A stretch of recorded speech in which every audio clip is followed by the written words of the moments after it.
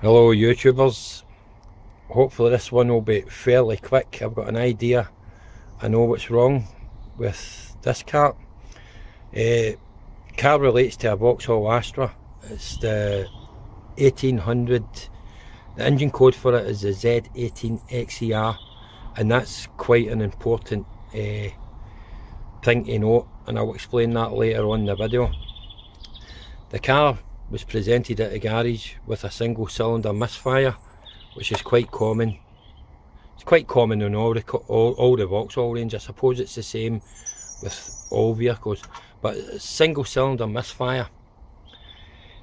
And the customer that was presenting the car produced his own coil and a set of plugs, gave the car to the garage changed the plugs, fitted the coil, car started up, cut out, and then refused to start. No crank, no start. Now, I've came across this problem, probably these models range from 2004, late 2004 to early 2010, and I've came across this problem probably, I think this is the 6th time during that period that I've actually came across it. What happens is, if you fit aftermarket, it doesn't happen all the time, but if you fit an aftermarket coil, it can spike the ECU, which is this little fella here. And I'm pretty sure in this case that's what's happened. There's also a side issue to that as well. On 2 of the occasions that I've done this in the past, it's also blown the power steering pump. It's an electro-hydraulic power steering pump, and that's situated right here. So we'll go in. I'm using the MDI2 to diagnose it, and we'll go in and we'll check the fault codes first. I'll just come back out of this. I may have to reboot this because the computer's been running for quite a while. Generally what I do is, in a situation like this, I'm not even going to do my regular powers and grounds check because I'm convinced I know what's wrong with this. I'll go into a ECU presence check, and what it will do is, it'll go through and it will check all the controllers on the vehicle, tell me what's present, what's not present. So this is a warning: buy aftermarket parts at your own peril, although there is a slight twist to this one, and I will explain that later on in the video. So is the vehicle equipped with electronic hydraulic power steering? Yes, it is.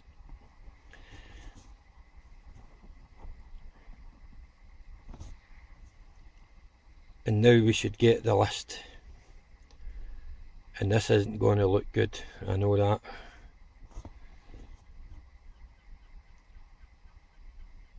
It's just taking a bit of time because I've had this fired up and had a cup of tea. No comms with electronic power steering. Confirm. No comms with vehicle. Confirm. And you can see here, SIM module, which is the column integrated module, no communications. Power steering pump, no communications. ABS, no communications. Engine, no communications.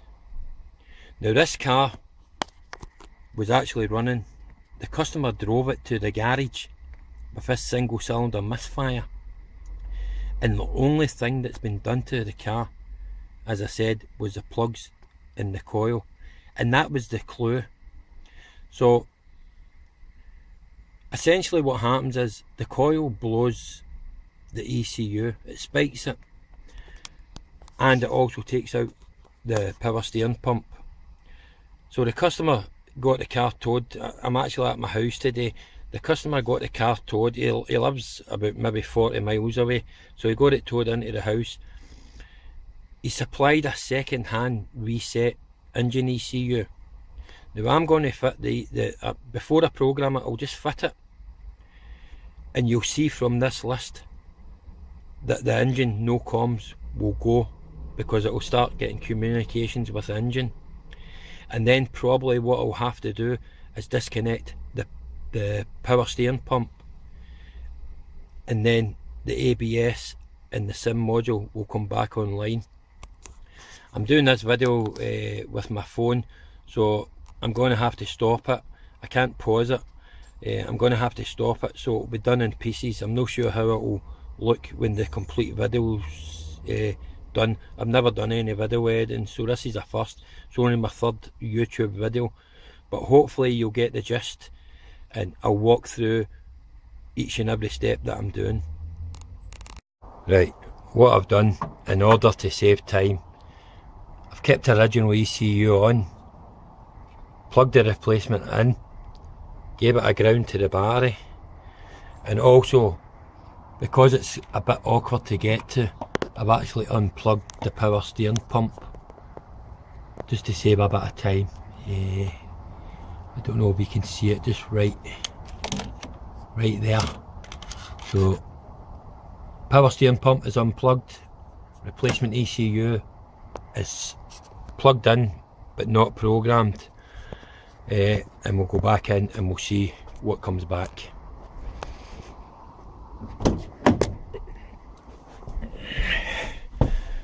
So back to the same menu, we'll do a presence check, and hopefully, if I'm correct, the only module that will come showing offline will be the power steering pump. The ECU should be back online, as well as the SIM and the ABS. Sorry about the little dot in the middle.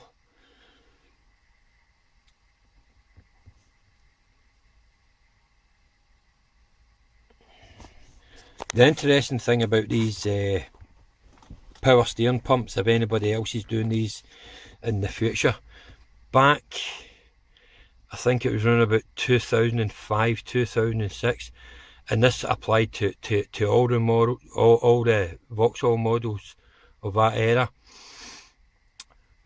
When we were programming new pumps or new ECUs into these vehicles, Vauxhall instructed us, when we were doing the variant coding on the engine ECU, when it asks if electro-hydraulic power steering was fitted, we were to put no. And what that did was, the power steering would still work because it would have its main live and ground, but the CAN side wouldn't work. So the pumps work perfectly, but just wouldn't register any codes. So quite a lot of the time you'll see no power steering listed in the list. It's only because we've effectively wrote it out, but they should still work perfectly fine. Right, so go yes, no communication, and that's the only one we've got, and that's because that's on. If I was to plug that back in, they would all come back as no communications. So that's getting left off just now, and what I'm going to do is I'm going to reprogram the second hand ECU up. I'll not actually show you me doing that because GM get a bit fussy with showing their programming. I've actually ran into trouble before with showing a wiring diagram, so I'm not going to show me programming the engine ECU up. So I'll do that just now, and we'll see if this car starts. That's it, programming now complete. So let's see if this vehicle starts. And it does. The one thing you may not pick up in the camera, but it's got a misfire, and the reason for that is I'm not putting the cheapo coil back in. The original coil's back in the car, so this is the original fault the guy had with the car, just a misfire, and this was the start of his problems. What I'll do is I'll go in and we'll do a presence check again and see what comes up. The power steering pump is still disconnected, so I would suspect that's the only controller that will show up as missing or no comms. Just give it a little second.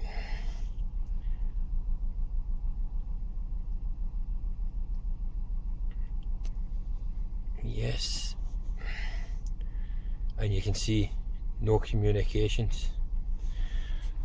Now, just to prove my point, I'll quit this first. I'll exit out of here. Now, just to prove my point, I'm going to plug back in the power steering pump, and we should have a no comms with all 4 controllers. Now, this might be a bit awkward if you just give me a second. In fact, I'll pass the camera on to my assistant here. It's really awkward to get into this plug for the pump. So that's the power steering pump back in, and as you can see, the original ECU is still on the car, just sitting under here. I really just plugged this in. Once I'm tidying up, this will all get screwed back in. So we'll go in and we'll see if the car starts. I suspect it won't, and I'll suspect that all 4 controllers will come back on as no comms. Turn in the key, no start.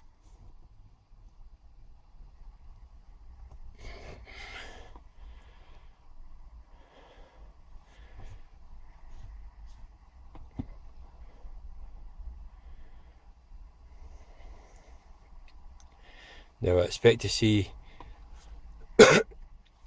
all 4 codes come back. Well, not the ECU, well yeah, the ECU should come back as no comms, although it's functioning now, and there we have it. So what I'll do is I'll disconnect the power steering pump again, and we'll see if it starts.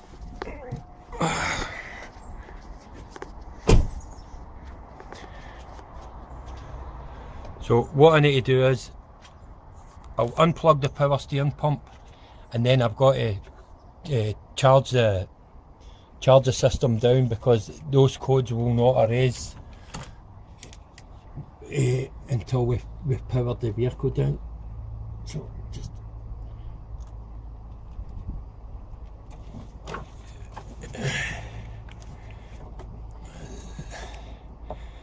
this is the big fat hand syndrome. Right, that's unplugged. Now disconnect the battery.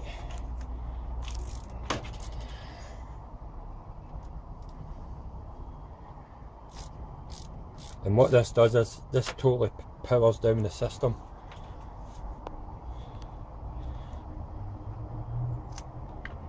Battery back on, and hopefully the car will start.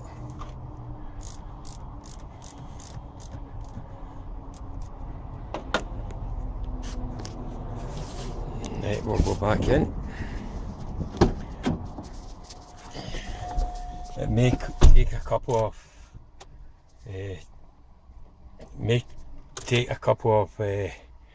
goes at this, because I've had this before where it can take a bit of time for the comms. No, need to power it down for a bit longer.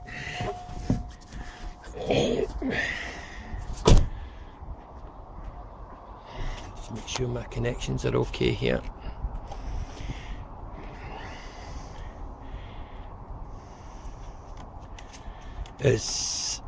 I believe it's just the capacitors inside the ECU. It's holding a bit of a charge, so we'll leave that off for a second. I'm just going to turn the lights on, and that will remove any charge that's held in any of the controllers.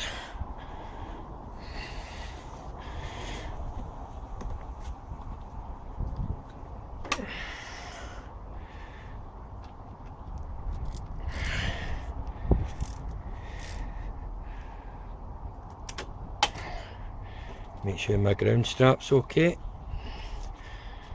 and hopefully it starts this time.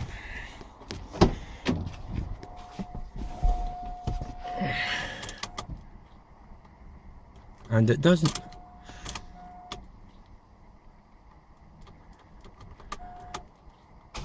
There you go, that's it, it does.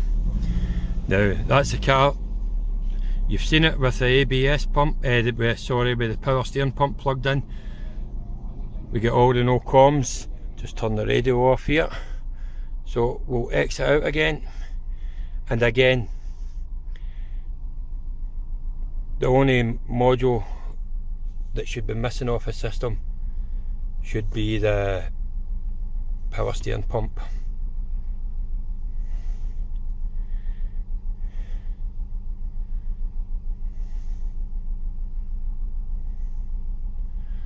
I'll take a little second. And I know what the suspicious ones amongst us will think. Maybe the ECU wasn't faulty. Well, I'll show that in just a minute as soon as this reads that. Right, what I'm going to have to do is reboot the MDI. It's because we had the power missing from the vehicle, so reboot. You've always got to wait in the beep. If you listen, you'll hear a little beep.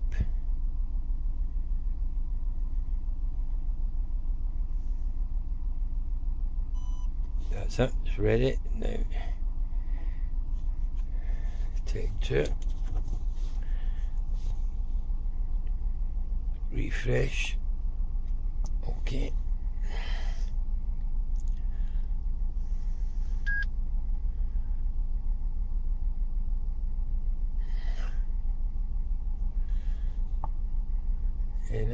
Diagnostics 2007 Astra H vehicle ECU presence check, and I'm sure the only one that's going to come back is for the power steering.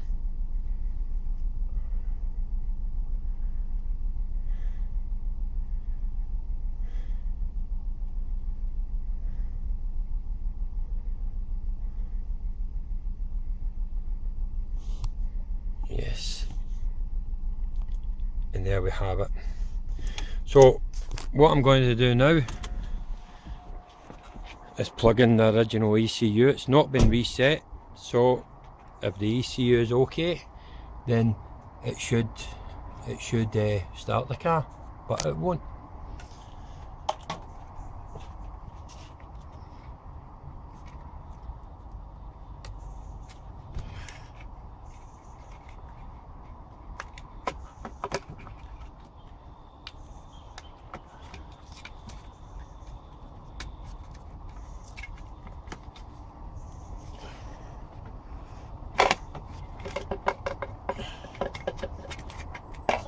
So this is the customer's second-hand ECU, and this is the original one, still in the car, and it's still got its grounding point.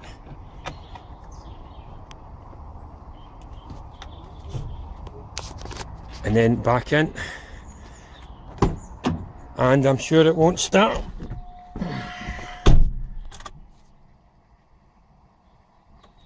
And as you can see, no start. And if we go back in, then the only 2 modules missing this time should be engine, ECU and the power steering.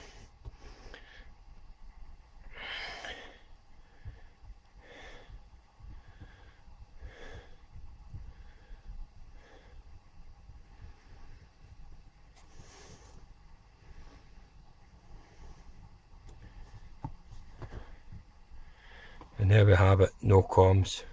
So I'm going to button this up. I'm going to stop the video and I'll restart once everything's buttoned up, and I'll give a conclusion to the video. Right, so that's a replacement ECU, properly fitted. Power steering is still unplugged, as you've seen earlier on the video. The car will not run if we plug it in. What I was saying earlier, I've only seen this on 5 or 6 occasions.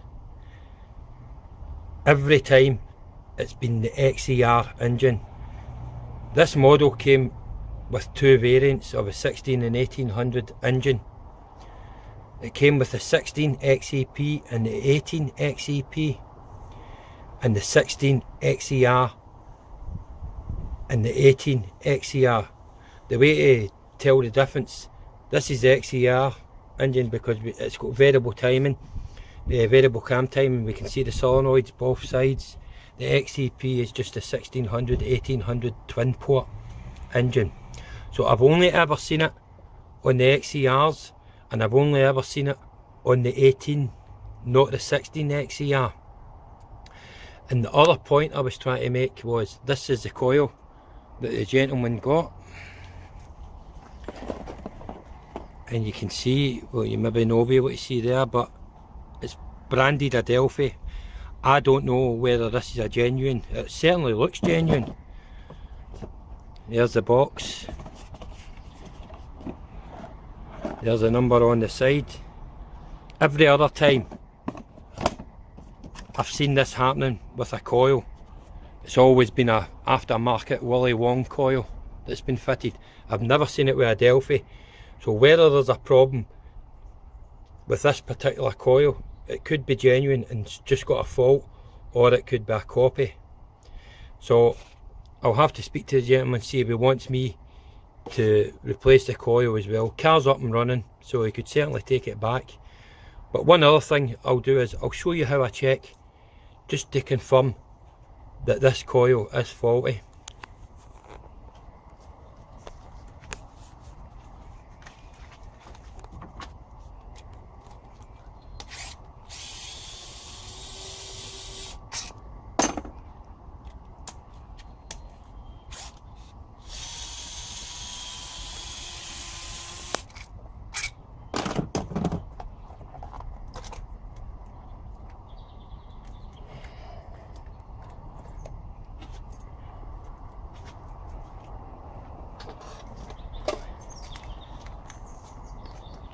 This is what I use. It's quick and easy.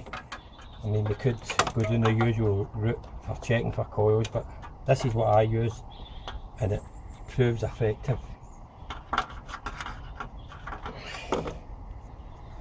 I noticed Paul Dana mentioned one of these wee things. I bought these from America. I bought one initially and I quite liked it, and then I ordered another 3 because typically all your modern Vauxhalls come with the modular coils, so there's no way of checking individually without pulling the coil out.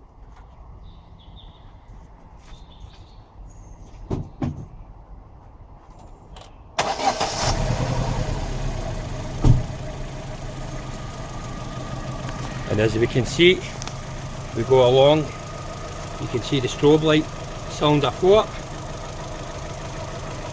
cylinder 3, cylinder 2, cylinder 1 is dead, absolutely dead. So we'll just go 1, 2, 3, 4. So he was correct in his diagnosis that it needed a coil, but just not aftermarket. So be warned. And as I say, I don't know if the video will be a bit scrappy. This is my first real video. I'm going to try and piece it together. If I can't do that, I'll have to load it up in parts. If I'm going to upload any more videos, I'll try and get a proper camera and try and do it properly. I'll just give you a little rundown of what I used today in order to carry out this repair. It's just a Panasonic DF Mark III tough book. I've used the GM MDI2. I did use some software to extract the security code, but I'm not going to show you that. And I've used my battery maintainer just to keep the battery up. If you would like a separate review of this battery maintainer, then you can let me know in the comments. This is a really good one. It's got 2 separate sets of jump leads, so you could be charging 2 batteries at once. You could be charging a battery and just using the battery maintainer, as I say, it's a two channel battery maintainer, but it also does flooded battery, ECM, gel, and just the setting for battery maintenance. So if you'd like a review of that, let me know in the comments and I'll try and see if I can upload something for you. Right, thanks for watching.